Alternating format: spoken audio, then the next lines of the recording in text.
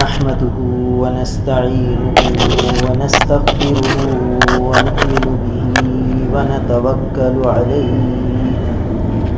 ونعوذ بالله من شرور أنفسنا ومن سيئات أعمالنا من يهده الله فلا مضل له ومن يضلله فلا هادي له ونشهد أن لا إله إلا الله وحده لا شريك له ونشهد أن سيدنا وسندنا ونبينا وحبيبنا وحبيب ربنا وطبيبنا ومولانا محمدا عبده ورسوله أما بعد فأعوذ بالله من الشيطان الرجيم بسم الله الرحمن الرحيم يوم ترجف الأرض والجبال وكانت الجبال كثيبا مهيلا إنا أرسلنا إليكم رسولا شاهدا عليكم كما أرسلنا إلى فرعون رسولا فعصى فرعون الرسول فأخذناه أخذا وبيلا فكيف تتقون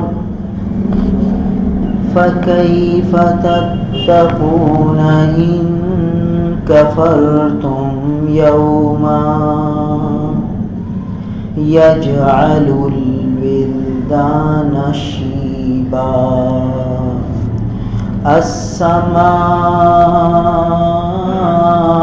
منفطر به كان وعده مفعولا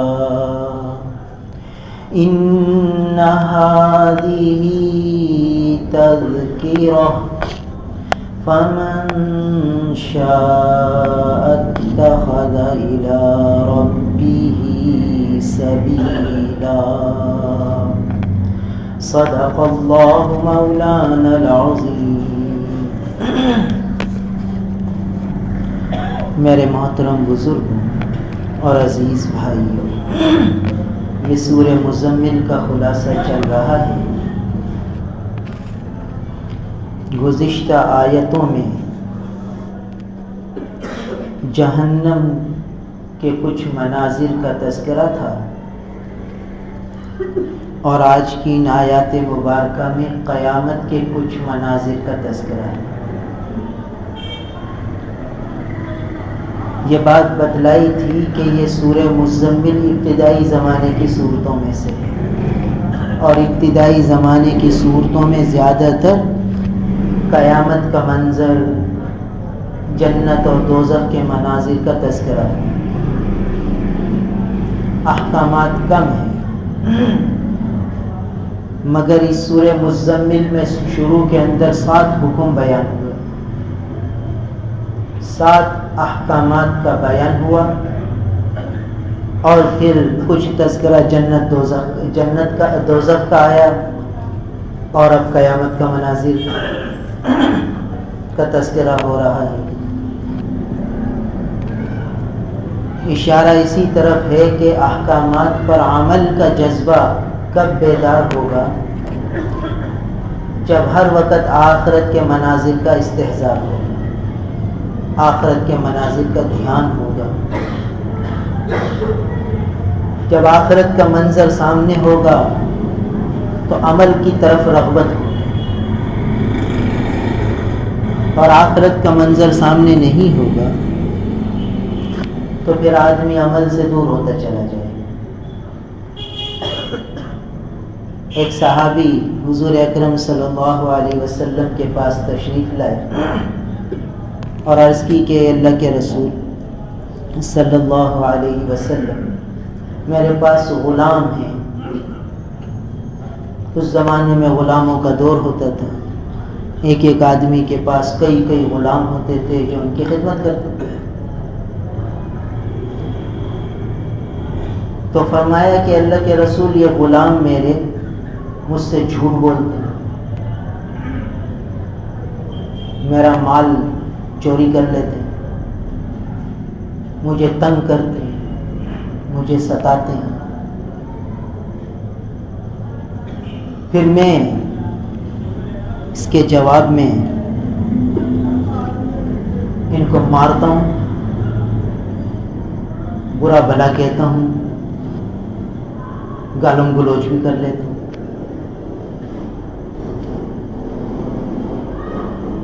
تو میرا آخرت میں کیا معاملہ ہوگا؟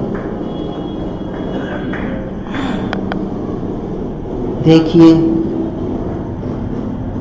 آخرت سامنے ہے تو اپنے ساتھ ہونے والی زیادتیوں کا تذکرہ بھی کیا جا رہا ہے، اور جو خود زیادتی فرما رہے ہیں اس کا تذکرہ بھی فرما رہے ہیں۔ آخرت سامنے تھی تو فرمایا کہ آخرت میں میرا کیا ہوگا،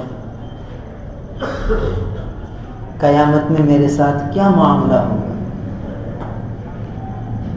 اللہ کے محبوب نبی کریم صلی اللہ علیہ وسلم نے صحابہ کرام رضوان اللہ تعالی علیہ مجمعین کا یہ ذوق بنا دیا تھا کہ ہر معاملے میں آخرت کو مقدم رکھتے، چاہے دنیا کا کتنا ہی نقصان کیوں نہ ہو جائے۔ لہذا یہ سوال کیا، اللہ کے محبوب نے فرمایا کہ قیامت کے دن جو تمہارے غلاموں نے تم سے جھوٹ بولا، تمہارا مال چرایا، تمہیں تنگ کیا، تمہیں ستایا، جو کچھ بھی کیا، اس کو ایک پلڑے میں رکھا جائے گا۔ آخرت میں ان کے اعمال کو کویا ایک شکل دی جائے گی اور وہ ایک پلڑے میں رکھ دیا جائے گا، اور تم نے جو ان کو مارا، برا بھلا کہا، گالم گلوچ کی، جو کچھ ان کے ساتھ تم نے سلوک کیا، وہ بھی ایک پلڑے میں رکھ دیا جائے گا۔ پھر جب یہ دونوں پلڑے برابر ہوں گے تو تمہارا معاملہ صاف ہو جائے گا، نہ تمہیں کچھ ملے گا نہ تمہیں کچھ سزا دی جائے گی۔ اور اگر غلاموں کی ظلم اور زیادتی بڑھ گئی اور جو تم نے ان سے سلوک کیا، مار پیٹ کی، گالم گلوچ کی، وہ کم تھی اور ان کی زیادتی زیادہ تھی، تو تمہیں اس کا اجر مل جائے۔ اور اگر جتنی ان کی زیادتی تھی، تمہاری مار پیٹ، تمہاری گالم گلوچ اس سے بڑھ گئی، تو پھر تمہاری پکڑ ہوگی، تمہیں آخرت میں سزا ملے گی، کیونکہ تم نے ان کے حق میں زیادتی کی۔ یہ صحابی یہ بات سن کر حضور اکرم صلی اللہ علیہ وسلم کے قریب بیٹھے تھے، اٹھ کر پیچھے کی طرف چلے گئے اور خوب رونے لگے، خوب رونے لگے کہ اب میرا کیا بنے گا اور آخرت میں کیسے چھٹکارا ہوگا۔ پھر خوب رونے کے بعد حضور صلی اللہ علیہ وسلم کے قریب آئے، فرمایا اللہ کے رسول، یہ تو بڑا سخت معاملہ ہے، اب مجھے کیسے پتہ چلے گا کہ میں نے جو ان کو سزا دی ہے وہ ان کے حق سے زیادہ دی ہے یا کم دی ہے؟ تو آخرت کے چھٹکارے کے لیے میرے نزدیک یہی بات بہتر ہے کہ میں ان سب کو اللہ کے لیے آزاد کر دوں، آپ گواہ رہیے، میں نے ان سب کو اللہ کے لیے آزاد کر دیا تاکہ آخرت میں میرے اوپر وبال نہ آ جائے۔ حالانکہ اس زمانے کا قیمتی اثاثہ ہوتا تھا غلام، غلاموں کی خرید و فروخت سے نفع کمایا جاتا تھا۔ جیسے آج آدمی گاڑی خریدتا ہے بیچتا ہے، جانور خریدتا ہے بیچتا ہے نفع کماتا ہے، ایسے غلاموں کی خرید و فروخت ہوتی تھی، نفع بخش کاروبار تھا۔ مگر دیکھیے کتنے غلام ہوں گے آزاد کر دیے، کتنی ویلیو ہوگی ان کی، کیا قیمتیں ہوں گی، سب آزاد کر دیے کہ بھئی آخرت میں کیسے حساب دوں اگر زیادتی کر بیٹھا۔ تو دیکھیے صحابہ کے سامنے یہ آخرت تھی، صحابہ کے سامنے اللہ کے محبوب نے آخرت کے ایسے تذکرے فرمائے تھے، قیامت کے ایسے تذکرے فرمائے تھے کہ ہر وقت گویا ان کے سامنے قیامت کا منظر ہوتا تھا، قیامت کے متعلق سوچتے رہتے تھے۔ بعض صحابہ حضور کے پاس آئے، فرمانے لگے اللہ کے رسول، قیامت کے دن جب سارے اولین آخرین ایک میدان میں جمع ہوں گے تو بڑا بھیڑ بھڑکا ہوگا، تو اللہ تعالیٰ کو دیکھیں گے کیسے؟ جب سارے اولین آخرین ایک ساتھ جمع ہو جائیں گے، وہاں سے آدم علیہ السلام سے سلسلہ چلا ہے اور قیامت تک چلتا رہے گا، یہ ساری انسان ایک جگہ جمع ہوں گے تو اللہ تعالیٰ کی دیدار میں کیسی مشقت ہوگی، بھیڑ بھاڑ میں کیسے زیارت کریں؟ یہ سوال کب ابھرتا ہے؟ جب آدمی آخرت کے مناظر کو سوچتا ہے۔ تو تذکرے اتنے ہوئے تھے کہ اب یہ سوال صحابہ کے ذہن میں گردش کرتے تھے۔ تو حضور سے عرض کر دی کہ اللہ کے رسول اللہ کو دیکھیں گے کیسے؟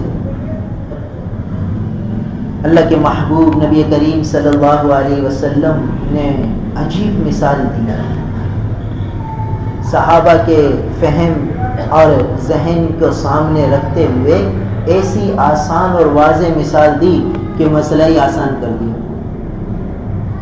فرمایا کہ یہ بتاؤ، جب دوپہر کو سورج نکلا ہوا ہوتا ہے اور سخت دھوپ ہوتی ہے اور آسمان پر کوئی بادل بھی نہیں ہوتا، اس وقت سورج کو دیکھنے میں کوئی مشقت ہوتی ہے؟ کسی آدمی کو اگر وہ سورج کو دیکھنا چاہے تو دیکھ سکتا ہے نہیں دیکھ سکتا؟ فرمایا ہاں دیکھ سکتے ہیں، اور ہر آدمی غور کرے، ایک آدمی ہو وہ بھی دیکھ سکتا ہے، 1,00,000 آدمی کھڑے ہوں وہ بھی سورج کو دیکھ سکتے ہیں۔ میدان عرفات میں 30 لاکھ آدمی جمع ہوتے ہیں اور دوپہر کا وقت ہوتا ہے، وہ سب کے سب سورج کو دیکھ لیتے ہیں، کوئی بھیڑ بھڑکا نہیں ہوتا۔ فرمایا کہ جیسے تم اس دنیا میں زمین پر کھڑے ہو کر سورج کو ایک وقت میں دیکھ لیتے ہو، ایسے ہی اللہ تعالیٰ کو اللہ کا ہر بندہ دیکھے گا قیامت کے دن، کسی کو دیکھنے میں مشقت نہیں ہوگی۔ پھر ایک اور مثال دی کہ یہ بتاؤ کہ 14ویں رات کا چاند ہو اور آسمان پر چمک رہا ہو اور بادل بھی نہ ہو، تو اس چاند کے دیکھنے میں کوئی مشقت ہوگی کسی کو؟ صحابہ نے فرمایا نہیں ہوگی۔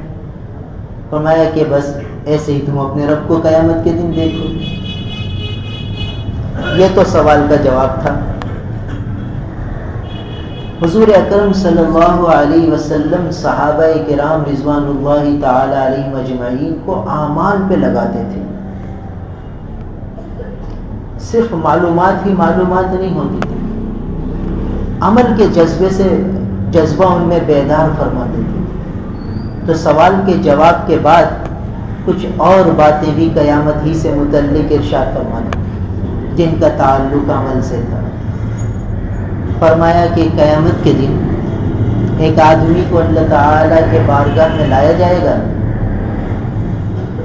اور اس سے اللہ تعالیٰ فرمائیں گے کہ اے میرے بندے، کیا میں نے تجھے دنیا میں آنکھیں نہیں دی تھی، اعضاء اور جوارے نہیں دیے تھے، صحت اور تندرستی نہیں دی تھی؟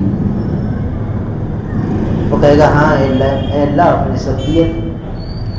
پھر اللہ تعالیٰ فرمائیں گے کہ کیا میں نے تمہیں کھانے پینے کی چیزیں نہیں دی تھیں، اور تمہارے لیے سواری کے جانور نہیں دیے تھے تمہیں، اور تمہیں لوگوں پر حکمراں نہیں بنایا کہ تم لوگوں کے سرپرست ہوتے تھے، لوگ تمہارے ماتحتی میں ہوتے تھے. وہ کہے گا کہ ہاں اللہ، آپ نے یہ ساری چیزیں مجھے دی تھی. اور پھر اللہ تعالیٰ فرمائیں گے اچھا ہم نے تمہیں مال و دولت نہیں دی تھی، وہ بھی دی تھی. پھر اللہ تعالیٰ فرمائیں گے اچھا تم نے اس دن کے لیے، آج کے لیے کیا آگے بھیجا، آج کے لیے کیا آگے بھیجا. تو وہ کہے گا کہ اللہ میرے پاس بہت سا مال ہے، بہت سی چیزیں ہیں، وہ میں دنیا میں چھوڑ آیا ہوں، آپ مجھے ایک موقع دے دیں، بس میں ابھی جاؤں گا اور سارا سامان لے آؤں گا اور یہ آخرت میں پیش کر دوں. فرمایا جائے گا کہ نہیں، اب موقع نہیں. اور پھر اسے کہا جائے گا کہ جیسے تم نے ہمیں بھلا دیا دنیا میں، آج ہم بھی تمہیں بھلا دیں. اور پھر انہیں جہنم کے گڑھے میں ڈال دیا جائے گا. پھر دوسرے آدمی کو لایا جائے گا، اس سے بھی یہی سوال جواب ہوں گے، اسے بھی جہنم میں ڈالا جائے گا. پھر تیسرے کو لایا جائے گا.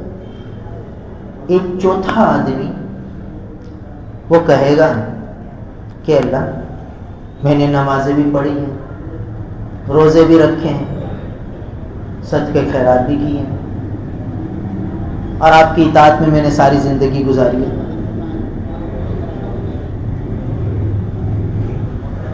تو اللہ تعالیٰ فرمائیں گے اچھا تم اپنے ان اعمال پر کوئی گواہ تو پیش کرو. وہ کہے گا گواہ کہاں سے لاؤں؟ تو کہا جائے گا کہ تمہارے خلاف تو ہم گواہ پیش کر دیں گے. تو وہ کہے گا اچھا، وہ ادھر ادھر دیکھے گا، کوئی گواہ تو نظر آئے گا نہیں. وہ کہے گا میرے خلاف کون سے گواہ ہیں؟ دیکھیے ایک اللہ کے محبوب صحابہ کو ان کے سوال کے جواب میں یہ ساری تفصیلات سنا رہے ہیں، ہاں، تاکہ ہر امتی حضور کا وہ عمل والا بن جائے، تاکہ آخرت میں یہ منازل میں نقصان نہ ہو، کیونکہ یہ مرحلے آنے والے ہیں، ہر ایک کے ساتھ یہ منظر آئے گا، پیش آنا ہے. تو وہ کہے گا کہ اچھا میرے خلاف اگر گواہ ہیں تو پیش کیجیے. تو اب اس کے منہ پر مہر لگا دی جائے گی. الیوم نختم علی افواہہم وتکلمنا ایدیہم وتشہد ارجلہم بما کانوا یکسبون. کیا ہوگا کہ ران سب سے پہلے بولے گی، ایک حدیث میں آتا ہے، اور جو اس نے کیا ہوگا وہ بولے گی. پھر ہاتھ بولیں گے، زبان بولے گی، آنکھ بولے گی، ہر عضو بولنے لگ جائے. اب یہ پریشان کہ یہ کیا؟ اس وقت پھر اس کو بھی جہنم میں داخل کیا جائے گا. یہ قصہ حضور نے صحابہ کو سنا دیا، اور صحابہ کرام نے اپنے بعد والوں کو سنا دیا، اور سلسلہ بسلسلہ احادیث کی کتابوں میں یہ قصہ موجود ہے اور ہم تک پہنچ گیا. تو دیکھیے یہ منظر پیش آنا ہے. صحابہ کو حضور نے یہ قصے اتنے سنائے تھے کہ ہر وقت آخرت کی فکر ہوتی. صدیقہ کائنات فرماتی ہیں کہ ایک دفعہ اللہ کے محبوب نماز پڑھ رہے تھے اور نماز میں دعا مانگ رہے تھے، اللہم حاسبنی حسابا یسیرا، اللہم حاسبنی حسابا یسیرا. یہ دعا امام الانبیاء مانگ رہے ہیں، بخشائے جن کے صدقے سے سب کو نجات ملے گی، جن کے وسیلے سے سب کو نجات ملے گی، وہ نماز کے سجدے میں اللہم حاسبنی حسابا یسیرا دعا مانگ رہے ہیں. صدیقہ کائنات سن رہی ہیں. اس کے معنی ہے یا اللہ میرا حساب آسان لیجیے. اللہ کے محبوب امت کو تعلیم دے رہے ہیں، کیونکہ قیامت میں حساب تو ہونا ہے. تو صدیقہ فرماتی ہیں کہ میں نے اس نماز کے بعد اللہ کے رسول صلی اللہ علیہ وسلم سے پوچھا کہ اللہ کے رسول یہ حساب یسیر کیا ہوتا ہے؟ فرمایا کہ حساب یسیر تو یہ ہے کہ بس پیشی ہو اور پھر درگزر کا معاملہ کر دیا جائے. چشم پوشی کر لی جائے، اور کوئی یہ نہ پوچھا جائے کہ یہ کیوں کیا، یہ کیوں کیا، کیوں کا سوال نہ ہو، بس ٹھیک ہے اچھا یہ کیا یہ کیا یہ کیا یہ کیا، اچھا ٹھیک ہے پھر معاف کر دیا جائے، یہ حساب یسیر ہے۔ اور جو حساب میں پھنس گیا بس وہ ہلاک ہو گیا، جس کا مناشفہ مناقشہ ہو گیا، ومن نوشق، جو پکڑا گیا، اس سے پوچھا گیا کہ تو نے یہ کیوں کیا، کیوں کا جواب تو کسی کے پاس نہیں ہوگا، بس تو جو دھر لیا گیا، جس سے پوچھ گچھ شروع ہو گئی، بس وہ ہلاک ہو گیا، جو نوقشہ، جس سے مناقشہ ہو گیا، وہ پھنس گیا، اس کی پکڑ ہو گئی۔ تو بتائیے، اللہ کے محبوب دعا فرما رہے ہیں نماز میں، صدیقہ کائنات سن رہی ہے،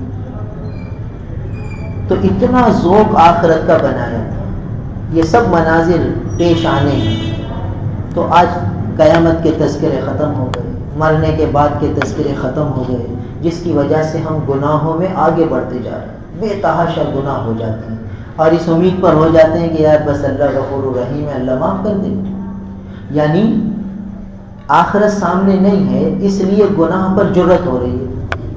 دیکھیے صحابہ کے سامنے آخرت کے تذکرے اتنے تھے کہ وہ آخرت کے تذکروں سے گناہ سے بچنے کی ہمت ہو رہی تھی۔ آج ہمارے سامنے سے آخرت کی غفلت ہو گئی تو گناہ کرنے کی جرأت ہو رہی ہے،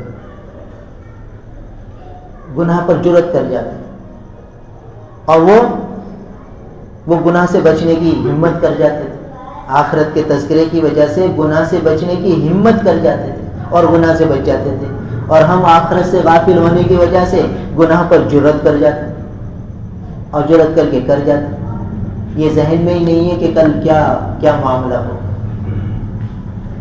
ایک حدیث میں آتا ہے کہ اللہ کے محبوب نے فرمایا کہ جب قیامت کا دن ہوگا تو 3 طرح سے لوگ میدان حشر میں آئیں گے۔ بعض لوگ تو سواریوں پر آئیں گے، بعض لوگ سواریوں پر آئیں گے میدان حشر کی طرف، اور بعض لوگ پیدل چلتے ہوئے آئیں گے، اور بعض لوگ منہ کے بل چلتے ہوئے آئیں گے، منہ کے بل یعنی سر نیچے پاؤں اوپر۔ یہ بات اللہ کے محبوب نے فرمائی، صحابہ کو تعجب ہوا، تو کسی نے دریافت فرمایا کہ اللہ کے رسول یہ منہ کے بل کیسے چلنا ہوگا، پاؤں سے تو ہم چل لیتے ہیں، سر سے کیسے چلے گا آدمی، الٹا آدمی کیسے چلے گا؟ تو اللہ کے محبوب نے فرمایا کہ جس اللہ نے پاؤں میں چلنے کی طاقت رکھی ہے، یہ پاؤں میں چلنے کی طاقت اللہ نے رکھی ہے، یہ قدرت اللہ نے دی ہے انسان کو کہ وہ پاؤں سے چلے، بس اللہ تعالیٰ سر کو یہ قدرت دے دے گی چلنے کی، تو پھر وہ سر کے بل چلے گا۔ اور دنیا میں کیا ہوتا تھا کہ جب جھاڑیاں جھنکار آتے تھے تو پاؤں سے آگے پیچھے ہو جاتا تھا اور اپنا بچاؤ کر لیتا تھا۔ جب منہ نیچے ہوگا تو کوئی جھاڑی آنکھ میں لگے گی، کوئی منہ پہ لگے گی، کوئی ناک میں لگے گی، کوئی کان پہ لگے گی، اندازہ لگائیے اس شخص کی مشقت کا کہ کیسی اذیت ناک حالت میں وہ میدان حشر تک پہنچے گا۔ دیکھیے اب ہم میں سے ہر ایک کچھ اعمال کر کے یا تو سواری والا بھی بن سکتا ہے کہ میدان حشر میں سواری پر کون آئیں گے؟ انبیاء کرام ہوں گے، شہداء کرام ہوں گے، صدیقین ہوں گے، اولیاء کاملین ہوں گے، اللہ کو راضی کرنے والے بندے، وہ سب آئیں گے سواری پر، اور جو اس سے کچھ کم درجے کے ہوں گے وہ پیدل آئیں گے، اور جو ناراض کر چکے ہوں گے اللہ کو تو بتاؤ کس حال میں آئیں گے۔ دیکھو تو ہم آج کوشش کر سکتے ہیں، ہمیں بھی وہ سواری مل سکتی ہے، آج دروازہ کھلا ہے کہ ہم اس سواری کے لیے بکنگ کرا لیں۔ دیکھیے کہتے ہیں بھائی بحریہ ٹاؤن میں اسکیم آئی ہوئی ہے، تو بھائی اس کے فارم خریدنے کے لیے آپ نے دیکھا کہ جو 50 روپے 100 روپے کا فارم تھا کتنا مہنگا بکا، 5-5 ہزار کا فارم بکا صرف۔ کیوں؟ کہ اس کا نفع سامنے تھا کہ بھئی ادھر خریدیں گے ادھر پیسے بڑھ جائیں گے. یہ عارضی نفع سامنے تھا. اور آج وہ نفع کہ ہم آج سے بکنگ کرا لیں کہ ہمیں یا اللہ میدان حشر میں سواری پر لے کر جائیے اور ہمیں اس اعمال صالحہ کی توفیق دے دیجئے جن سے ہمارے لیے اس سواری کی بکنگ ہو جائے آج ہی. تو مشکل تھوڑی ہے، بہت آسان ہے. اللہ تعالیٰ دینا تو چاہتے ہیں، اللہ تو اپنے ہر بندے کو دینا چاہتے ہیں کہ وہ سواری پر ہی آئے. تو کتنا مزے میں ہوں گے وہ لوگ جو میدان حشر میں آ رہے ہوں گے سواریوں پر، اور سواریاں بھی اس عالی شان ہوں گی. کتنی آسانی ہوگی ان کے لیے. اور یہ جو منہ کے بل آئے گا وہ کتنا مشقتوں میں ہوگا. جو پیدل آ رہے ہوں گے وہ بھی کسی حد تک آسانی ہی ہے، مگر جو منہ کے بل آئیں گے جو گناہوں میں ہر وقت ڈوبے رہتے ہیں. تو آج ہم ہمت کر کے ایک ایک گناہ سے بچنے کی کوشش تو کریں. یہ نفس اور شیطان ایسا ہمارے ساتھ لگا ہوا ہے کہ گناہ کی تعویلیں کرا دیتا ہے. گناہ کر کے ندامت کے بجائے تعویل کراتا ہے. احساس ندامت کو کبھی آنے نہیں دیتا. کم از کم احساس ندامت تو آ جائے. بعض اوقات احساس کا آ جانا وہ عمل سے زیادہ آگے نکال دیتا ہے. ایک بزرگ کا قصہ لکھا ہے کہ ان کے قریب ایک بہت بڑے بزرگ جو ہے وہ صائم الدہر تھے. دن بھر روزہ رکھتے تھے، رات بھر نماز پڑھتے تھے اور قرآن پڑھتے تھے، اور برابر میں ایک لکڑہارا رہتا تھا. لکڑہارا ان کو دیکھا کرتا تھا. دن بھر بیچارہ لکڑیاں چنتا اور دن بھر تھکا ماندہ آتا تو سو جاتا. آنکھ کھلتی تو کان میں آواز آتی. پڑوسی میں وہ حضرت شیخ تھے جو قرآن پڑھتے تھے نوافل میں. اب یہ سوچتا میں بھی اٹھوں، مگر ہمت ہی نہیں ہوتی تھی. دن بھر کا تھکا مارا، لکڑیاں کاٹ کاٹ کے جنگل میں پھر بیچ کر جب آتا تھا تو تھوڑے سے پیسے ملتے تھے، کھاتا اور سو جاتا. فرائض واجبات پورے کر لیتا، مگر حسرت کرتا. احساس ہوتا اس کو کہ یار میں بھی ایسے کرتا، کاش میرے لیے آسانی ہوتی تو میں بھی ایسے ہی کرتا. بس یہ حسرت آتی، احساس ہوتا، کر نہیں سکتا تھا. اب کیا ہوا؟ کچھ عرصے بعد وہ شیخ بھی وفات پا گئے، یہ لکڑہارا بھی وفات پا گیا. کسی نے خواب میں دیکھا ان شیخ کو تو پوچھا کہ حضرت کیا معاملہ ہوا؟ فرمایا بھائی اللہ نے بڑا کرم فرما دیا اور اللہ تعالیٰ نے نجات دی تھی اور بخشش ہو گئی، مغفرت ہو گئی. مگر میرے پڑوس میں جو لکڑہارا تھا وہ تو میرے سے بھی آگے نکل گیا.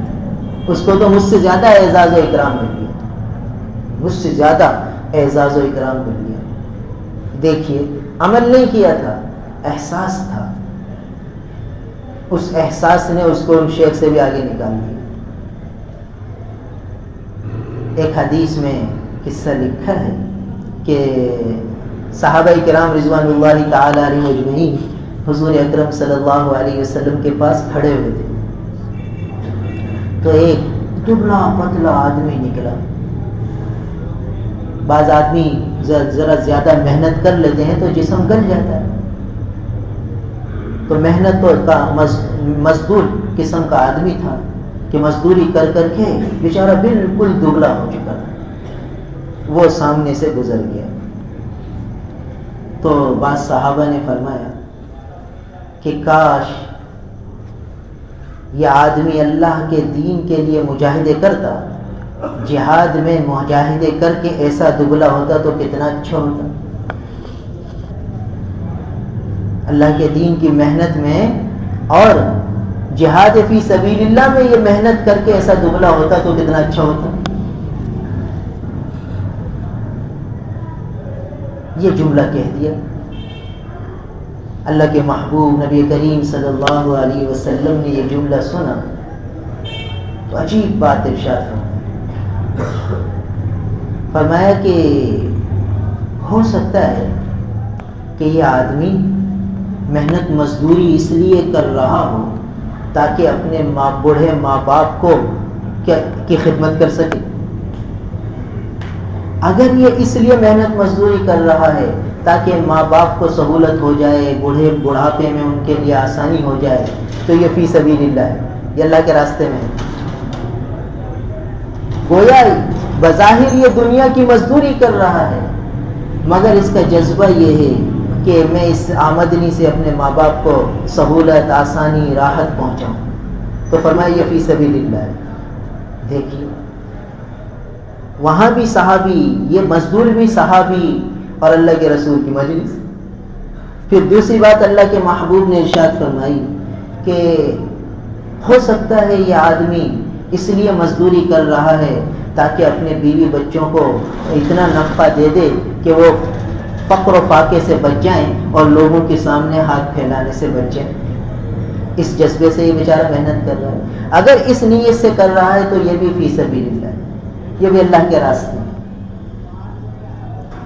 اور تیسری بات یہ ارشاد فرمائی کہ ہو سکتا ہے یہ اس لیے مزدوری کر رہا ہو اور محنت کر کر کے اپنے آپ کے جسم کو بالکل گلا لیا ہے کہ تاکہ یہ اتنے پیسے کما لے کہ کسی کے سامنے ہاتھ نہ پھیلانا پڑے، اپنے آپ کو اس مستغنی کرنے کے لیے، استغنا کے لیے محنت کر رہا ہے تاکہ لوگوں کے سامنے ہاتھ نہ پھیلانا پڑے، تو بھی یہ فی سبیل اللہ۔ دیکھیے اللہ کے محبوب نے صحابہ کی یہ تربیت فرمائی تھی، ان کو اعتدال سکھایا تھا کہ یہ اگرچہ دنیا کی محنت میں لگا ہوا ہے مگر اس کا جذبہ شریعت کے دائرے کے عین مطابق ہے، تو اس جذبے کی وجہ سے یہ اسی طرح فی سبیل اللہ ہے جو دین کی محنت میں لگا ہوا ہے اور جہاد فی سبیل اللہ میں نکلا ہوا ہے۔ کیوں؟ اس لیے کہ اس کا مقصد بھی اللہ کے کلمے کو بلند کرنا ہے اور اس کا مقصد بھی اللہ کی حکم کو پورا کرنا ہے۔ یہ بھی اللہ کے حکم کے پورا کرنے میں لگا ہوا ہے، وہ بھی اللہ کے حکم کو پورا کرنے میں لگا ہوا ہے، دونوں اللہ کے حکم کے پورا کرنے میں لگے ہوئے۔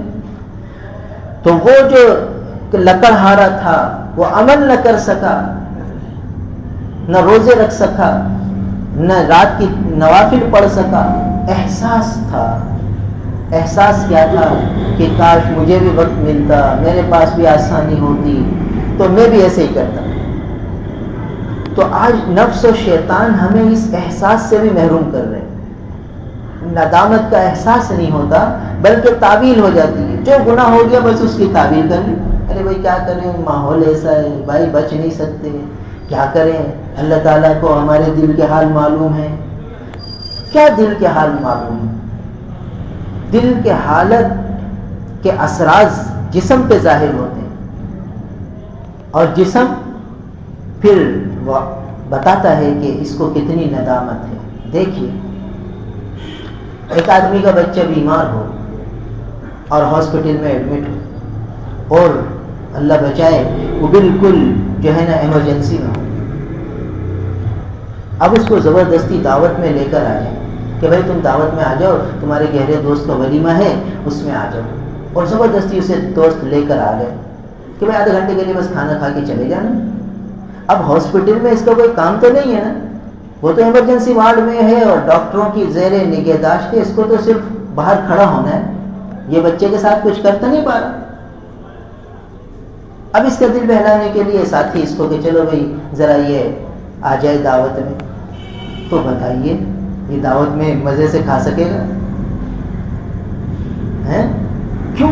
اس کو ایک اندر ہی ایک تڑپ ہے، ایک غم ہے، ایک اڑن ہے، ایک فکر ہے کہ میرا بچہ ایڈمٹ ہے، تو کھانا بھی صحیح طریقے سے نہیں کھا سکے گا، بس ایسا ہوگا کہ جلدی سے بس نکل جاؤں یہاں سے، اس محفل سے۔ کیوں نکل جاؤں گے؟ بچہ بیمار ہے، اس کا دل اس محفل میں نہیں لگے گا، یہ ہے احساس۔ اور ہم کیا کرتے ہیں؟ ہاں بھائی یہ ناجائز تو ہے، گناہ تو ہے، بس اب کیا کریں، صلہ رحمی ہے، رشتہ داروں کی رشتہ داری کو نبھانا ہے، کیا کریں، اب مجبوری ہے، اللہ تعالیٰ تو ہمارے دل کے حال دیکھ رہا ہے، اب وہاں گانے بھی بج رہے ہیں، بے حیائی بھی ہو رہی ہے، یہ مزے سے بیٹھا ہوا ہے، کچہریاں کر رہا ہے، ہر ایک سے مل رہا ہے، خندہ پیشانی سے مل رہا ہے، کھا رہا ہے، اور کہہ رہا ہے میرے کو احساس ہے، اور اللہ تعالیٰ میرے دل کی کیفیت کو جان رہے ہیں۔ اس کی دل کی کیفیت تو یہاں دل لگی ہوئی ہے، مزے آ رہے ہیں اس کو، تو کھانے میں بھی مزے آ رہے ہیں، اس کا دل بھاگنے کو کر ہی نہیں رہا کہ یار جلدی سے یہاں سے نکل جاؤں. یہ معصیت کی مجلس ہے، گناہ کی محفل ہے، اللہ تعالیٰ کی نافرمانی یہاں ہو رہی ہے، میں یہاں سے جلدی سے کیسے نکلوں؟ نہیں، یہ احساس تو ہے ہی نہیں. تو زبانی احساس تھوڑی کام دے گا وہاں آخرت میں. وہ زبان سے کہہ دیا، بھائی دل میں احساس ہو. اس لکڑہارے کو دل میں احساس تھا، اس کے دل کا احساس اسے کہاں لے گیا. ایک بزرگ تھے صاحب کشف، وہ فرمانے لگے کہ میں نے ایک دفعہ حج کے سفر میں ایک شخص کو دیکھا کہ بیت اللہ کا پردہ پکڑے ہوئے ملتزم پر گویا چپٹا ہوا ہے، زاروں قطار رو رہا ہے، آنسو آنکھوں سے نکل رہے ہیں اور گریا تاری ہے اور رو رہا ہے اور اللہ تعالیٰ سے گناہوں کی معافی مانگ رہا ہے، بیت اللہ سے ملتزم سے چپٹا ہوا ہے. تو فرمانے لگے میں نے اس کے دل کی طرف نگاہ کی تو دل غافل تھا، دل غفلت سے پر تھا. دل میں اللہ کا وصال اتصال نہیں تھا. جسم تو بیت اللہ سے لگا ہوا تھا اور زبان بھی رو رہی تھی، آنکھیں بھی آنسو بہا رہی تھی، زبان سے بھی معافی اور معافی کے جو ہے وہ تذکرے تھے. دیکھنے والے بھی سب سمجھ رہے تھے کہ یہ کیسا گریہ وزاری کر رہا ہے. مگر وہ بزرگ فرمانے لگے کہ میں نے دل کو دیکھا تو اللہ سے غافل تھا، اس کو وصال نہیں ملا. دیکھیے، اور فرمایا پھر میں مینا پہنچا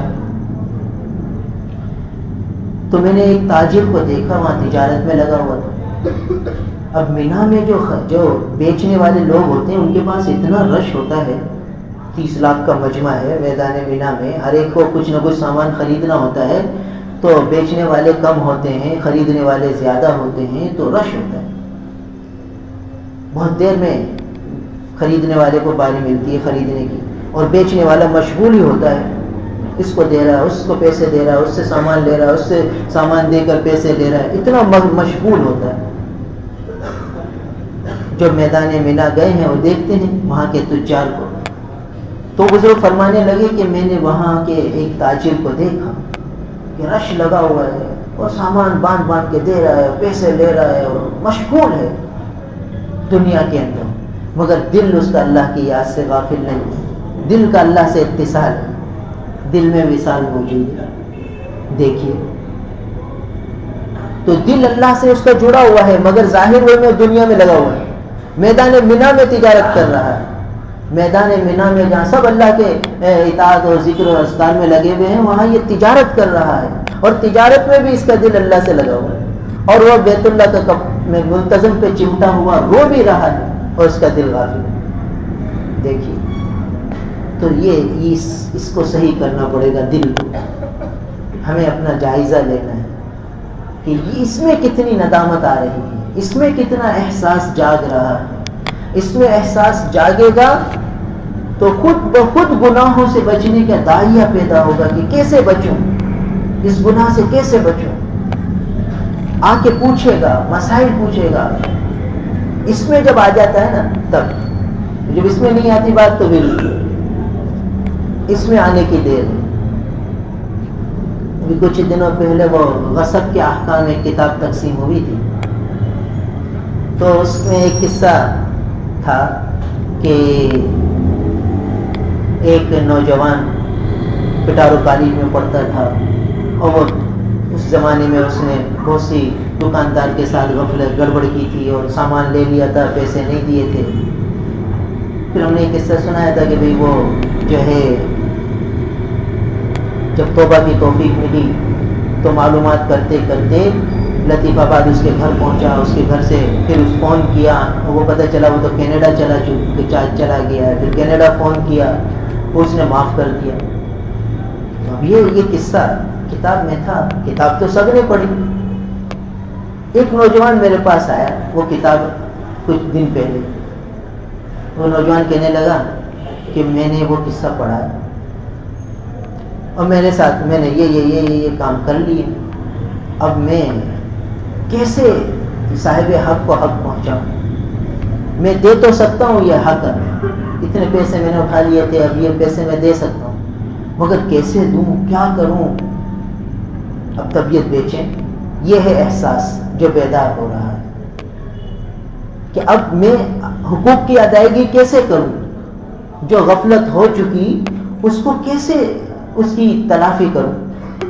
یہ احساس بیدار ہو جائے، دل میں آ گیا تو اب وہ آ رہا ہے، پوچھ رہا ہے کیا کروں، کیسے کروں، پریشان ہو رہے، رات کو بھی نیند نہیں آ رہی، سوچ رہا ہے کیا تدبیر اختیار کروں، کیسے کروں، کیسے نہ کروں۔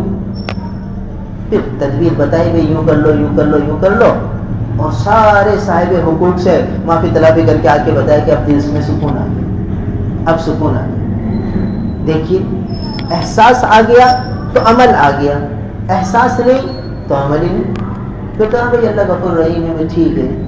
احساس آ گیا تو نمازیں قضا ہونی شروع ہو جائیں گی کہ بھائی جتنی قضا نمازیں رہ گئی ہیں جلدی جلدی اس کو میں شمار کروں اور ادا کرنا شروع کروں۔ یہ احساس ہے کہ بھائی اب تو پتہ نہیں کب موت آ جائے، لہٰذا جلدی سے قضا نمازیں نمٹا لوں۔ یہ احساس آ جائے گا تو اب نمازیں شروع ہو جائیں گی قضا۔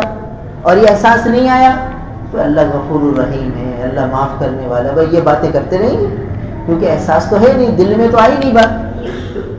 تو اس لیے اصل چیز ہے دل میں آ جانا۔ تو صحابہ کرام رضوان اللہ تعالی علیہم اجمعین کے دل میں آخرت کا استحضار آ چکا تھا، اسی لیے دیکھیے ان صحابی نے سارے غلامی آزاد کر دی، اور صحابہ کرام رضوان اللہ تعالی علیہم اجمعین کو حضور آخرت کے قصے اتنے سناتے تھے کہ ہر وقت آخرت کا دھیان رہتا ہے۔ ایک دفعہ صدیقہ کائنات رو رہی تھی، ام المومنین صدیقہ کائنات جن کی صداقت پہ قرآن نازل ہوا، ان کی سچائی پر، ان کی عفت پر قرآن نازل ہوا، قیامت تک ان کی صداقت کے لیے قرآن میں تذکرہ موجود ہے۔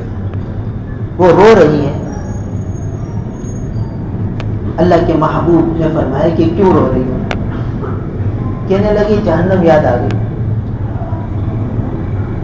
تو اس وجہ سے رو رہی ہوں۔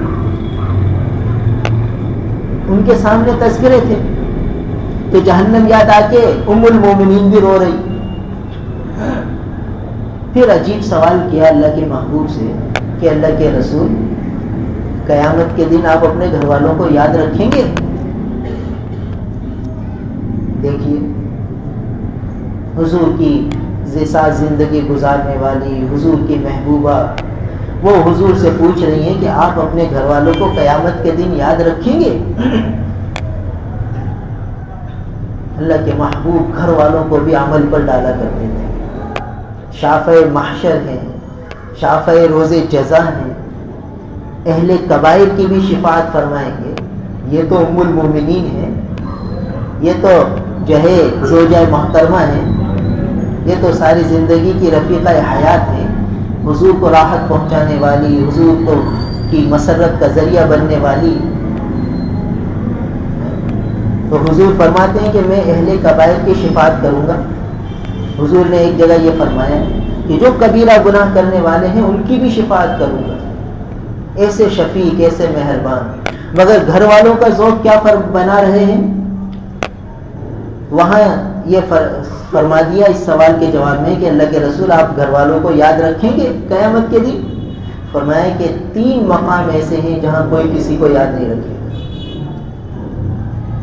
یہ نہیں کہا کہ میں یاد نہیں رکھوں گا، کہا کوئی کسی کو یاد نہیں رکھے گا۔ 3 مقام آخرت کے ایسے ہیں، دیکھیے، ایک میزان عمل، میزان ترازو عمل کا جہاں پرکھا جائے گا۔ قیامت کے دن ایک مرحلہ ہوگا میزان عمل کا، عمل کو تولا جائے گا۔ تو فرمایا وہاں ہر آدمی پریشان ہوگا کہ پتہ نہیں میرے عمل کا کیا بنتا ہے۔ عمل وہاں تولے جائیں گے، عمل تولے جائیں گے۔ تو صدیقہ کائنات کو فرمایا کہ وہاں کوئی کسی کو یاد نہیں رکھے گا، ہر آدمی اپنی فکر میں ہوگا۔ عمل پہ ڈالا کہ ایسا نہیں کہ تم رسول اللہ صلی اللہ علیہ وسلم کی زوجہ محترمہ ہو تو بس تم بے فکر ہو جاؤ، ان کو بھی فکر میں ڈالا۔ آخرت چیز ہی ایسی کہ ایک موقع میزان عمل کا ہوگا جہاں ہر آدمی پریشان ہوگا کہ کیا وزن آتا ہے عمل کا. عمل میں اخلاص ہوگا، سنت کا اتباع ہوگا تو یہ عمل وزنی ہوگا. اللہ کی رضا کے جذبے کے ساتھ ہوگا تو یہ قابل قبول ہوگا. اور نیکیوں اور جو ہے نیکیوں والا پلڑا جھکے گا تو کامیاب ہوگا، اور برائیوں والا جھک گیا تو پھر تو خطرہ ہوگا. تو اس میں پریشان ہوگا کہ میرا کیا بنے گا.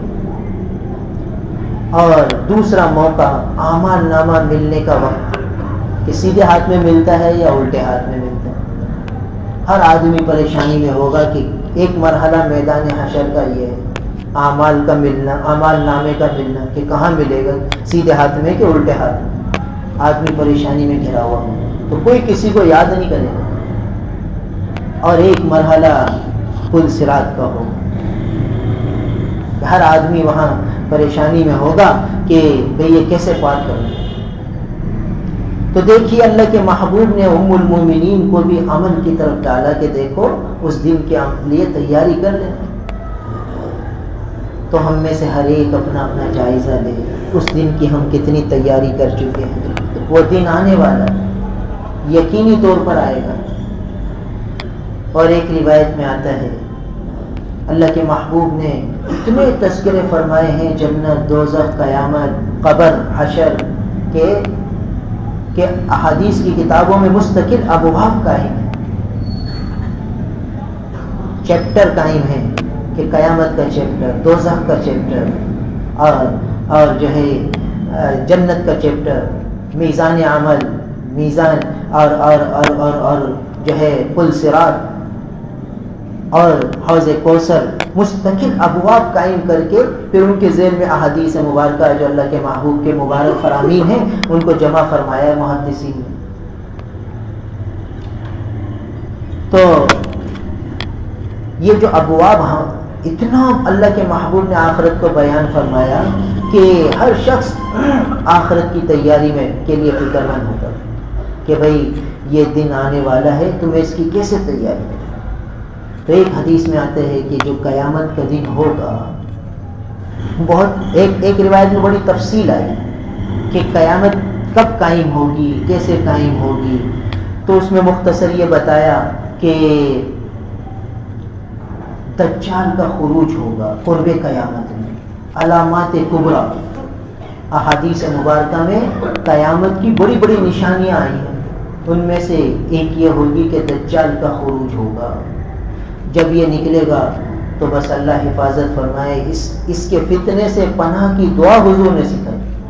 اللہم انی اعوذ بک من فتنۃ المسیح الدجال. یا اللہ مسیح دجال کے فتنے سے پناہ چاہتا ہوں. دعائیں سکھائیں حضور نے. ایسا خطرناک زمانہ آئے گا جس میں ایمان محفوظ رکھنا مشکل ہوگا. یہ دجال ایسے شوق دل دکھائے گا اور دعویٰ کرے گا خدائی کا کہ میں خدا ہوں، مجھے مانو. اور جنت بھی دکھائے گا، دوزخ بھی دکھائے گا.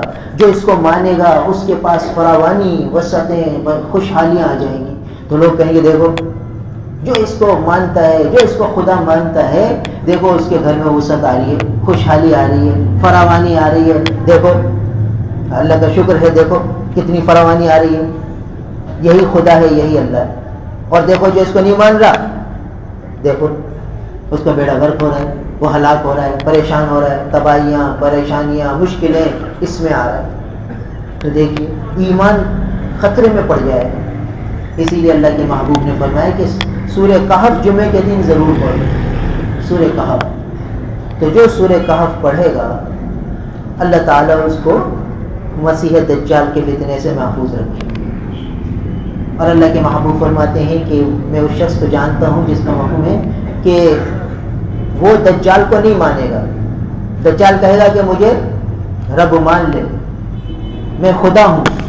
تو وہ کہے گا نہیں، تو دجال ہے، میں تجھے رب نہیں مانوں گا، میں اللہ وحدہ لا شریک لہ کو رب مانتا ہوں، تجھے نہیں مانوں گا. تو وہ سامنے آگ جل رہی ہوگی اور جہنم کی شکل نظر آ رہی ہوگی، دوسری طرف جنت نظر آ رہی ہوگی. وہ کہے گا دیکھ میری ایک طرف جنت ہے، مجھے مانے گا، مجھے سجدہ کرے گا تو جنت میں ڈالوں گا، ورنہ یہاں جہنم میں ڈال دوں گا. یہ دیکھ آگ ہے. کہا بھلے تو مجھے جہنم میں ڈال دے، تیری جہنم سے کر دیں گے۔ وہ اس کو اٹھا کے آگ میں ڈال دے اور پھر آگ میں جل جائے گا وہ، پھر وہ اس کو نکالے گا آگ سے، پھر زندہ کرے گا، وہ کہ دیکھ میں نے تجھے آگ میں جلا دیا، تجھے زندہ کر دیا، اب تو مجھے سجدہ کر، اب تو رب مان لے۔ وہ کہے گا اب تو مجھے اور یقین ہو گیا کہ تو دجال ہے، میں تجھے رب نہیں مان سکتا۔ اب دجال اسے سزا دینا چاہے گا تو نہیں دے سکے، پھر اللہ تعالیٰ اس کی حفاظت کرے گا۔ تو بہرحال یہ دجال کا دور آئے گا، پھر اس کے بعد حضرت عیسیٰ علیہ السلام کا نزول ہوگا، عیسیٰ علیہ السلام دجال کو ختم فرمائیں گے، پھر 7 سال تک فراوانی ہی فراوانی ہوگی، حضرت عیسیٰ علیہ السلام کا دور حکومت ہوگا اور ہر آدمی ایمان والا ہوگا اور فراوانی ہوگی، اللہ تعالیٰ کی طرف سے رحمتیں برکتیں ہوں گی۔ اس کے بعد حضرت عیسیٰ علیہ السلام دنیا سے پردہ فرمائیں گے اور پھر ایک ہوا چلے گی، سارے ایمان والے اس سے وفات پا جائیں گے اور پھر دنیا میں شریر ہی شریر زندہ رہیں گے اور پھر ان پر قیامت آئے گی، ان پر قیامت آئے گی، سارا احادیث مبارکہ میں آتا ہے۔ پھر قیامت جب آئے گی تو اب میدان حشر میں ایک روایت میں آتا ہے کہ سورج اتنا قریب آ جائے گا کہ اس کی تپش سے ہر آدمی پریشان ہوگا، اتنا پریشان ہوگا کہ وہ یوں کہے گا کہ یا اللہ مجھے جہنم میں ڈال دے، بس اس تپش سے نجات دے دے۔ اور ہوگا کیا کہ وہ تپش کی وجہ سے اس کو پسینہ آ رہا ہوگا، اور پسینہ اتنا آ رہا ہوگا کہ اس کے عمل کے اعتبار سے جتنے برے عمل کیے ہوں گے اتنا زیادہ پسینہ، جتنے اچھے عمل کیے ہوں گے اتنا کم پسینہ، تو وہ پسینے میں لت پت ہوگا۔ اور روایت میں آتا ہے کہ اس کا پسینہ جب جسم سے نکلے گا تو نیچے جمع ہوگا، پھر پاس کی ایڑیوں تک پسینہ ہوگا، بعض کے ٹخنے تک پسینہ جمع ہو جائے گا، بعض کے گھٹنوں تک، بعض کی ناف تک، بعض کے منہ تک آ جائے گا اور منہ میں جا رہا ہوگا، یعنی پسینہ بہ کے یہ نیچے جمع ہوگا، نیچے جمع ہو کے پھر یہ اوپر چڑھتا چلا جائے گا اور پھر منہ میں گھسے گا۔ جتنا اللہ کی نافرمانیاں کی ہوں گی اتنا اس کو زیادہ یہ پسینہ ستائے گا۔ اب بتائیے یہ مستقل ایک عذاب ہوگا اور وہاں کھڑا ہی ہونا پڑے گا مستقل، کوئی سنوائی نہیں ہوگی۔ بعض روایت میں آتا ہے کہ 40 سال تک آدمی آنکھ اٹھائے ہوئے اوپر دیکھتا ہی رہے گا کہ یہ کیا ہے، کیا ہو رہا ہے، اتنا دہشت میں ہوگا، اتنی پریشانی میں ہوگا۔ اب یہ دن آنا یقینی ہے۔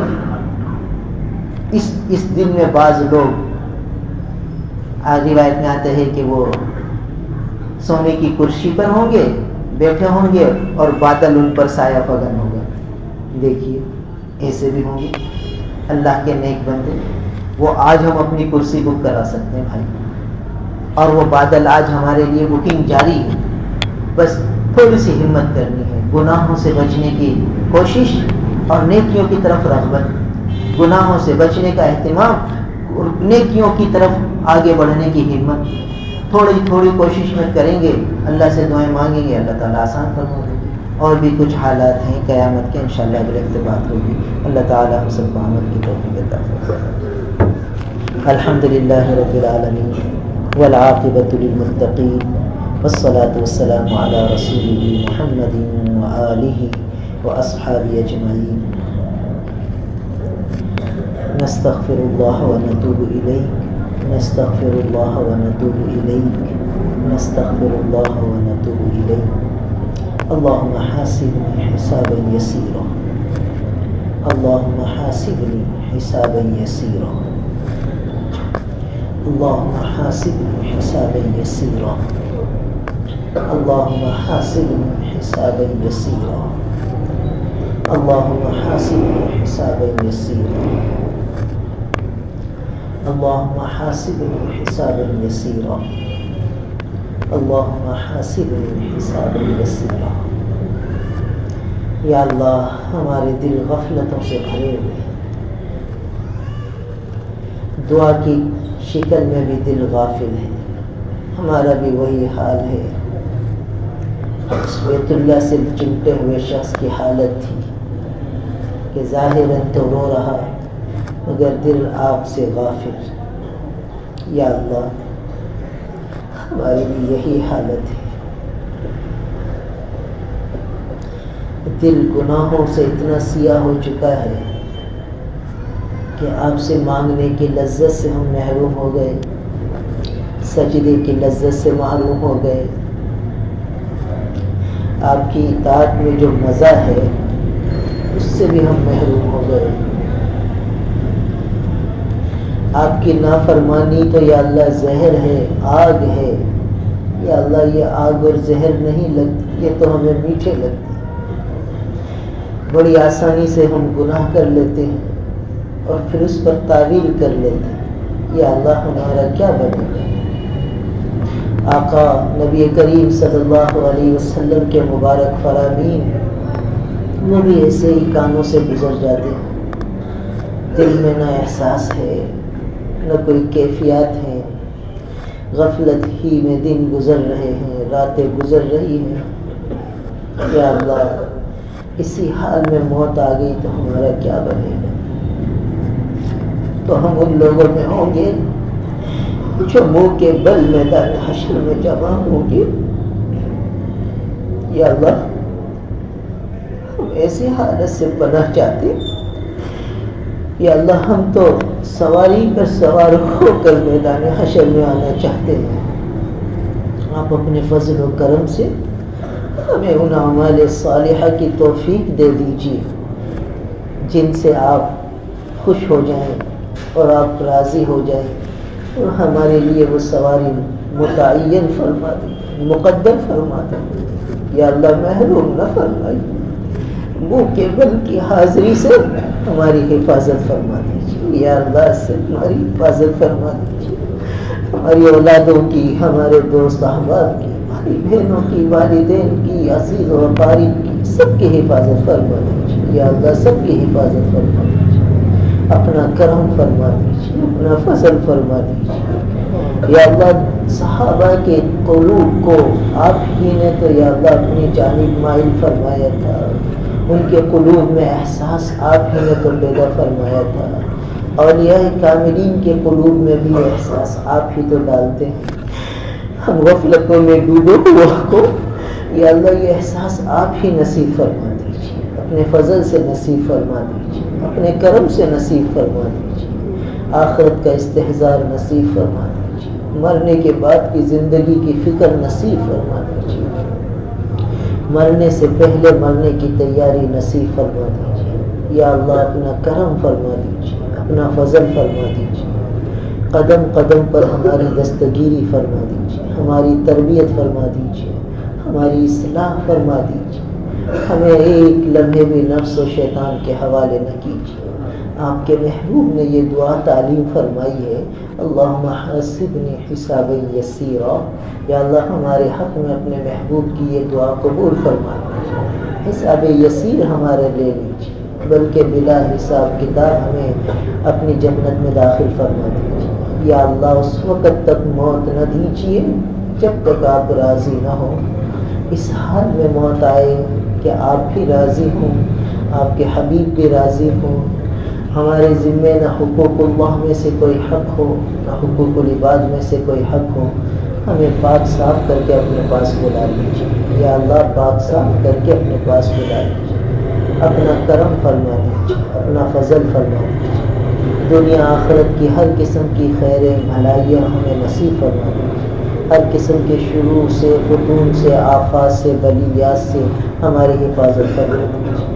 یا اللہ یہ بدلتے موسم کی خیریں بھلائیاں رحمتیں صحتیں ہمیں نصیب فرما دیجیے، اس بدلتے موسم کی بیماریاں پریشانیاں تکلیفوں سے ہماری حفاظت فرما دیجیے، چھوٹوں کی بڑوں کی عورتوں کی مردوں کی سب کی حفاظت فرما دیجیے۔ یا اللہ کامل عافیت کامل سلامتی نصیب فرما دیجیے۔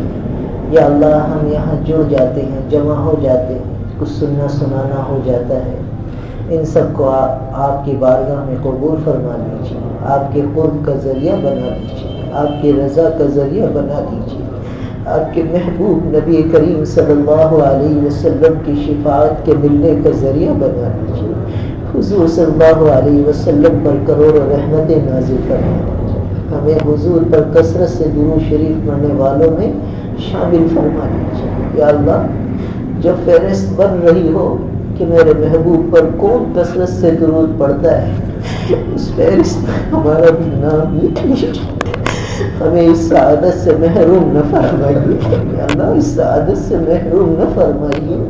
توفیق آپ ہی دے سکتے ہیں، ہر آن ہر گھڑی ہر لمحے ہمیں حضور صلی اللہ علیہ وسلم پر درود پڑھنے کی توفیق دیجیے، کثرت سے درود شریف پڑھنے والوں میں ہمیں بھی شامل فرما دیجیے۔ حضور صلی اللہ علیہ وسلم کی شفاعت ہمارے مقدر میں لکھ دیجیے، حضور صلی اللہ علیہ وسلم کے حوض کوثر سے جام کوثر ہمارا مقدر فرما دیجیے، ہمارے نصیبوں میں لکھ دیجیے، محروم نہ فرمائیے۔ یا اللہ اپنا تعلق نصیب فرما دیجیے، اپنا دھیان نصیب فرما دیجیے، ہماری نمازوں میں جان پیدا فرما دیجیے، دھیان استحضار والی نمازیں نصیب فرما دیجیے۔ یا اللہ ہمیں اخلاق حسنہ نصیب فرما، آپ کے بندوں کی حق کی ادائیگی کے ہمیں توفیق عطا فرمائیے، جو آپ کے بندوں کے حقوق ہمارے ذمے ہیں سب کی ادائیگی کی توفیق عطا فرمائیے، ہر قسم کی حق تلفیوں سے ہمیں بچا لیجیے۔ یا اللہ جو حقوق ہیں یا اللہ سب کی ادائیگی کی توفیق دیجیے، آپ کی حقوق بھی پورے ادا کرنے کی توفیق دیجیے، آپ کے بندوں کے حقوق بھی پورے ادا کرنے کی ہمیں توفیق عطا فرمائیے، ہر قسم کی حق تلفیوں سے ہمیں بچا لیجیے۔ یا اللہ جو بیمار ہیں انہیں شفا دے دیجیے، جو پریشانیوں میں گھرے ہوئے ہیں ان کے لیے آسانیاں سہولتیں پیدا فرما دیجیے، ہمارے شہروں میں ہمارے ملک میں امن قائم فرما دیجیے۔ یا اللہ ہمارے حکمرانوں کو نیک اور صالح بنا دیجیے۔ یا اللہ ان سے دین کی اور اسلام کی اور ایک ملک کی حفاظت کا کام لے لیجیے۔ یا اللہ اپنا کرم فرما دیجیے، اپنا فضل فرما دیجیے، دشمنان اسلام اور یا اللہ جتنے یہود و نصارہ مسلمانوں کے خلاف سازشیں کر رہے ہیں ان کی سازشوں کو آپ ہی یا اللہ ختم فرما دیجیے، ان کی سازشوں کو ناکام بنا دیجیے، ان کی اسکیموں کو فیل کر دیجیے۔ یا اللہ تمام مسلمانوں کی جان مال عزت آبرو کی پوری حفاظت فرمائیے، سب مسلمانوں کو اپنی مضبوط حفظ و پناہ میں لے لیجیے، دشمنوں کی چالوں سے خبردار کر دیجیے، مسلمانوں کو آپس میں اتحاد اتفاق پہ عطا فرما دیجیے، مسلمانوں کے درمیان جو غلط فہمیاں باطل والوں نے ڈال دی ہیں وہ دور فرما دیجیے۔ یا اللہ سب مسلمانوں کو باہم شیر و شکر کر دیجیے، تمام مسلمانوں کو ایک اور نیک کر دیجیے اور باطل کے خلاف متحد فرما دیجیے۔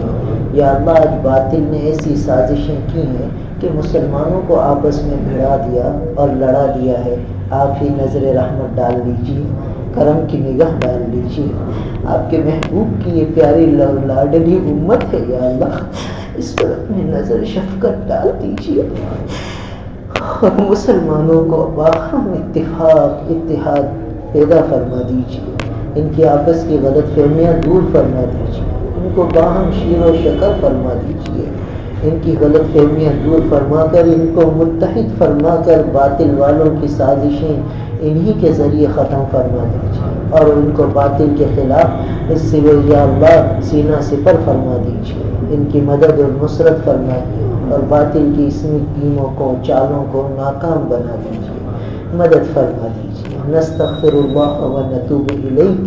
یا اللہ ہم تمام مسلمانوں کی طرف سے توبہ کرتے ہیں، ہم سب کو معاف فرما دیجیے، ہم سب کو معاف فرما دیجیے، عمومی ہدایت کے فیصلے فرما دیجیے، خیر کے فیصلے فرما دیجیے۔ یا اللہ اپنی ناراضگی کو دور فرما دیجیے۔ اللہم انا نعوذ بک من کل فتن ما ظہر منها وما بطن، اللہم انا نعوذ بک من جمیع سخطک، اللہم انا نعوذ بک من جمیع سخطک، اللہم انا نعوذ بک من جمیع سخطک۔ اللہم ھذا الدعاء وعلیک الاجابہ وھذا الجہد وعلیک التکلان۔